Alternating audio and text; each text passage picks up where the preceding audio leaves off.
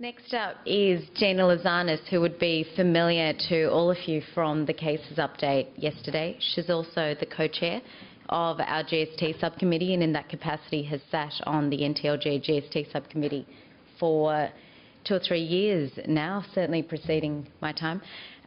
She will be talking to you about the top 5 issues that the NTLG GST subcommittee has been considering over this past year. I'm not sure that everyone's familiar with the acronym. NTLG stands for National Tax Liaison Group, and GST Subcommittee is one of the subcommittees that reports up to the main NTLG. These subcommittees are all tasked with the idea of consultation, mainly in technical issues but also operational issues. It's the peak forum for the tax office to hear from professional associations and also industry bodies.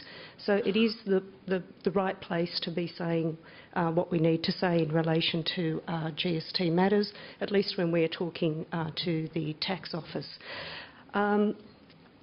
Besides the professional associations and industry bodies, there's also Treasury representative sitting on that NTLG GST subcommittee. So they're also the ears for Treasury, I suppose. The Tax Institute has been a very active contributor, I think, by any standard over the past 10, 11 years since the NTLG GST subcommittee was formed, and certainly in the time that I've been representing the Tax Institute through the efforts of the entire subcommittee that I represent, we've certainly put up lots of issues. For this morning's presentation, I've picked 5. They're entirely subjective selection. I haven't consulted the ATO. And they're a mixed bag, and I'm going to be talking about, no surprises here, 10565, the restriction on refund provision, and what's being said at the NTLG GST subcommittee. Claiming input tax credits on M&A transactions, the Belvedere example, that's my second one, and I'll just tell you how that went through the NTLG GST subcommittee. Thirdly, the indirect tax rulings regime transition. That all happened from 1 July 2010, and I'm also going to give you a little bit of background, what happened, what's still happening. Fourth, Section 35760, subsection 3 of Schedule 1 to the Tax Admin Act. That's a technical and a tax admin issue.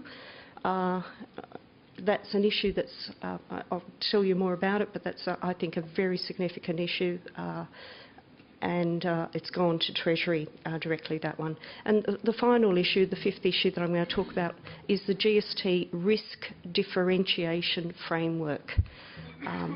So just to get started on that, in terms of 10565, we could have made the whole session, I think we could have made the whole conference a 10565 restriction on refunds conference.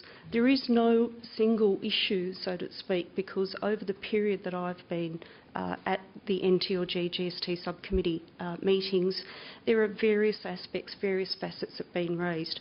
And from very early days, and I don't know in the distant past, in its former iteration, whether these issues had arisen, but certainly after the CAP Motors case in June 2008, we were asking the tax office to explain their views and what they were going to do. And if you go back and have a look at NTLG GST subcommittee materials, you will see the gamut of issues that have been raised and the variety. And I'm conscious of the fact that Kevin's going to be talking about refunds in a later session this morning, so I won't give you the depth of the issues. I'm just going to highlight some